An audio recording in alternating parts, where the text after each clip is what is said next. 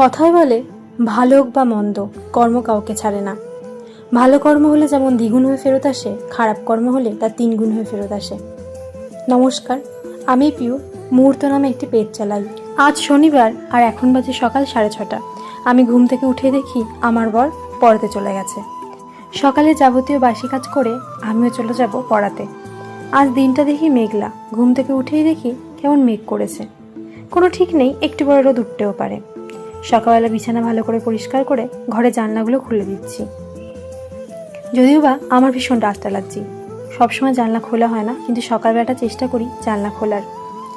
যে বোতলগুলো ফাঁকা হয়ে গেছে রান্নাঘরে রেখে দিয়ে এবার বাসন কটা মেজে নিচ্ছি।